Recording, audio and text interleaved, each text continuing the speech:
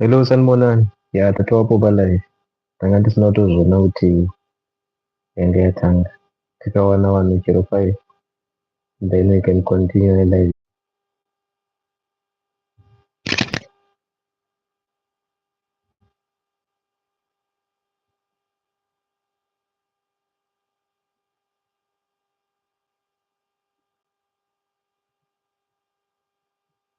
Anenge apinda anongotinyorera mucomment section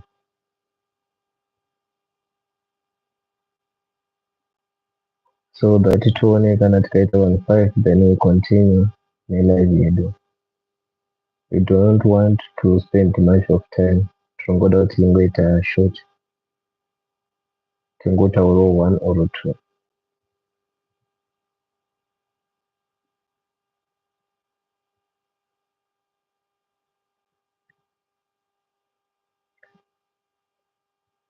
Anenge apinda tibatsei mutiudze kuti hai. Mungotinyorera hai message mucomment section so that we continue.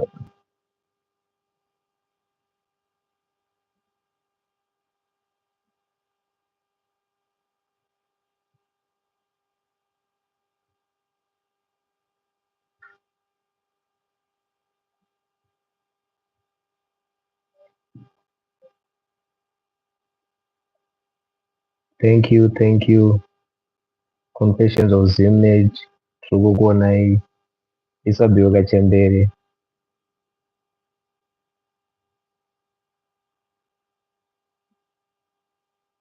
Tinotenda Sibanda Zim Deep Stories. Thank you for joining us.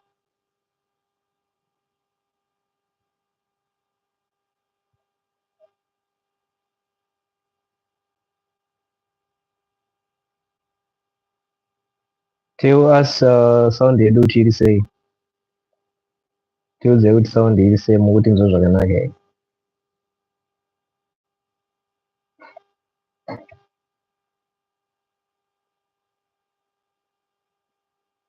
Tikuda kudhila nesound first before we continue.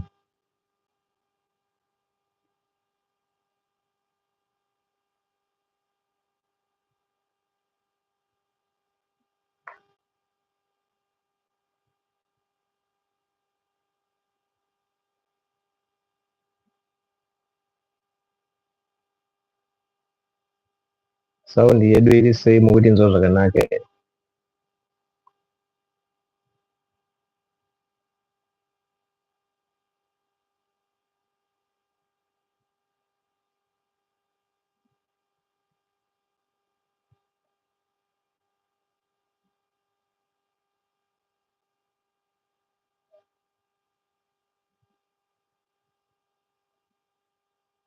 Yeah, muri kukwira muchidzika.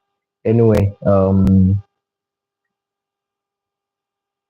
togona kumbotanga nekumboverenga 1 nyaya yatinayo so that tinge tichiona kuti vamwe vanouya or else we can continue then vamwe vanozobatirana nesu palate. Yeah, first things first, I'm so happy. Pana baba vai vakambotinyorera message vekuchiredzi vachiti kwakuda kudzingwa vanhu kubasa kwavo kwavanoshanda kunzvimbo, something like that. So vanenge vakazowana basa. I'm so happy about that. Then tina mukoma vaya vaitaura kuti hanzi mukazoona munhu achiite kuromba kunenge kuri nani. Vari kuona neupenyu havasi kuenda kubasa. Zvinhu zvinenge zvisiri kuvaita zvakanaka mukati melife yavo. So vakabva kutinyorera futi mamwe zuva vakawanawo futi basa. Vakawana basa. So kana paine vanhu vakambotinyorera mamessages then vakawana rubatsiro munofanira kuuya muzodzoka muchitaura kuti zvakaita. Kana takambokuconnectai kana kukupai link about something munofanira kuzodzokawo muchitiudza kuti zvaapapi. Kana zvisati zvaita we can make another way yekuti zvinhu zvenyu zvinge zvichiita sei zvichiita zvakanaka. Then tine vamwe mukoma vedu vaitaura kuti why musiri kuita gurupu remasengozi muchisanganisa vanhu varume nevakadzi. So ivo vaitaura kuti vane makore 42 vari kudawo mukadzi ane makore 40 and above.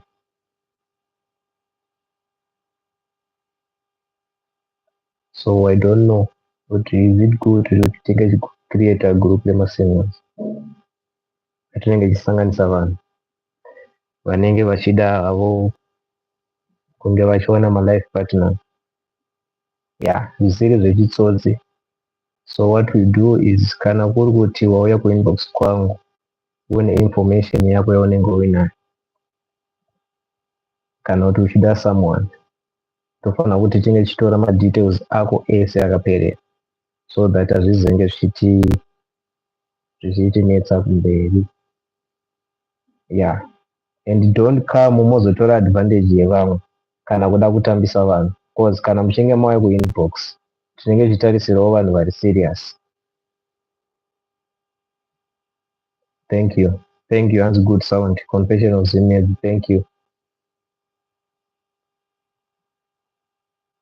Then vatakambopa link wekuma cruise ship kune vakawana basa uyaiwo futi muchitaura kuti makariwana. Kune vasati vawana you must come back again muchitaura because malink aripo akati one day hamufanire kubhesa ne1 link kana maconnections achona. Come back to me motiudza kuti zvakamira sei so that tinge tichibatsirana. Chinhu chikuru guys kuti tinge tichibatsirana pazvinhu zvese zvatichange tichizoita kumberi.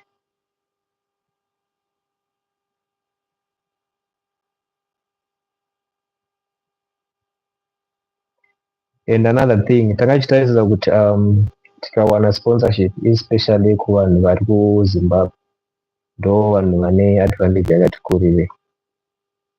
So tine tsamba yatakambonyora about sponsorship yevanhu vanenge vachizoda kubatsirika in terms of mabasa, in terms of mari kana magroceries, vanhu vanenge vati kurirei kana vari disabled. Saka tine tsamba yatanga takanyorerawo kune mukuru anozviti Scott Sakupanya kana muchiziva mukuru weScotland FC. Saka tsamba yanga isati yaenda but tanga titori nechikumbiro nechichemo chekuti kana chizoita vachikwanisa kusponsa vanhu vanenge vachida rubatsiro especially vanenge vari muzera tizenge tichizokwanisa kubatsirana. So pane mumwe aibvunza kuti are we charged kusubscribe kuYouTube channel yenyu since hanzi kumasubscriptions anogona kuzoda zvekubhadharisa kumberi. So ndo imwe question yanga nda kuti ndinge ndichiita sei ndichidaira. Because zvinhu zvine masubscription ekubhadhara zvinonyora kuti like link your bank kana kuti your mastercard something like that. So kana kuchizoda kuti ungochibhadhara mari inotenge yakutaurira kuti mastercard rako uchazenge uchizobhadhara mari yakati but zvinhu zvemasubscriptions epaYouTube hakuna kubhadhara kwaunomboita.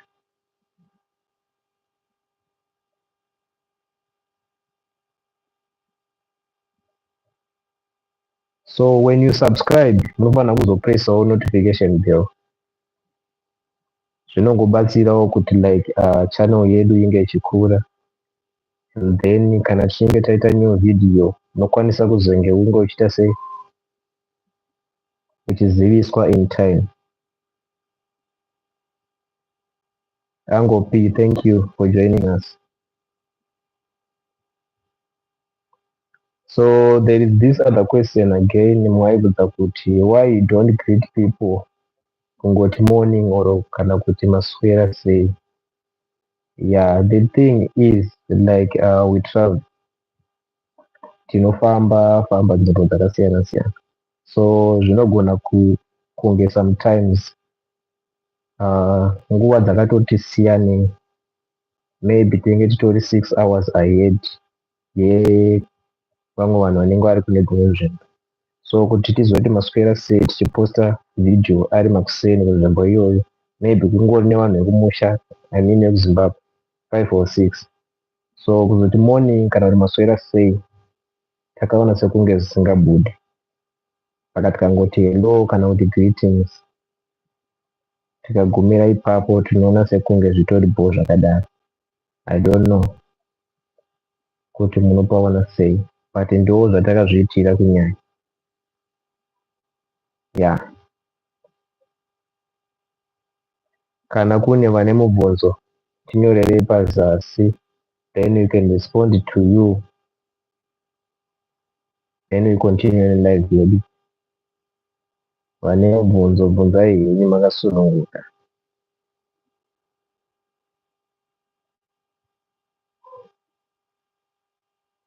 Pane message yabva yapinda iyi like now ndega ndingoiverenge because ipfupi tokwanisa kutongoinzwa then ndobva ndatongopawo maonero andoita.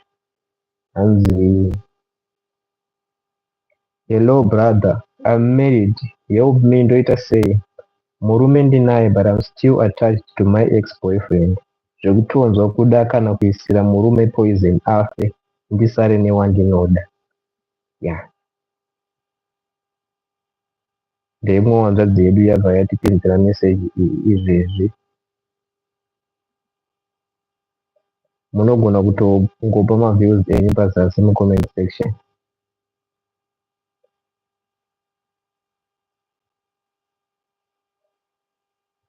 Yeah, but how can someone anoenda kunoita maroro osvika pakuchata then achiziva kuti ane mumwe munhu waari kuda? Hamukate maconnections here vanhu kana muchinge mapinda murudo nekuda, so that kana uchienda pane imwe relationship woziva kuti uri kuenda uri munhu ari free. Munozviita sei ipapo?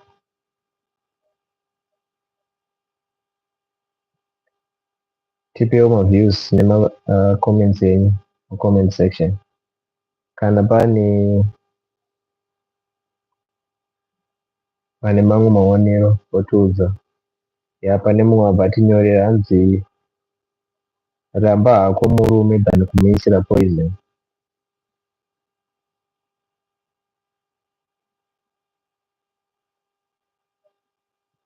Yeah, it's so good.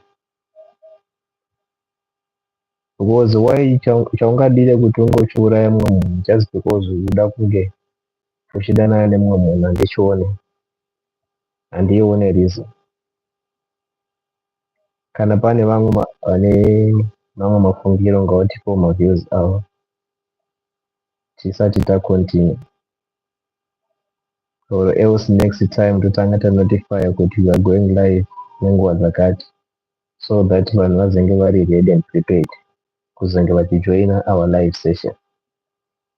Yeah, I know kuti vakawanda vanenge vachiri kumachechi nedzimwe nzvimbo dzakasiyana siyana. Yeah, ndo pandotaura kuti zvinosiyana because patinoitira free panenge panotisiyana. Yeah, tipewo maviews nezvimwe zvinhu zvamungade kuziva mucomment section. Kana pasina, we can cut our live like now tizenge tichicontinue hedu next time.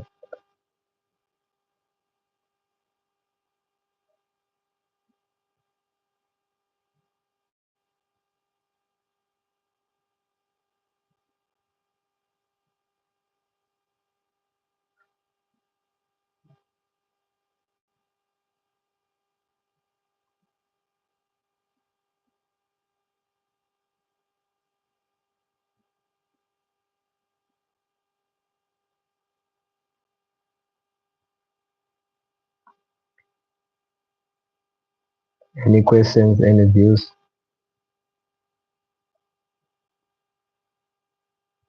Kuurayira munhu izvozvo here shuwa? Ya, hazviite zveshuwa. Hazviite. Madonhaka maviews.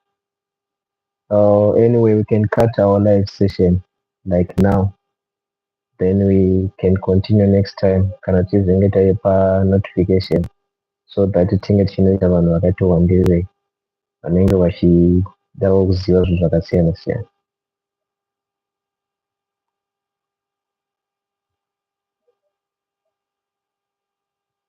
Okay, thank you for joining. Tikatimirire pana.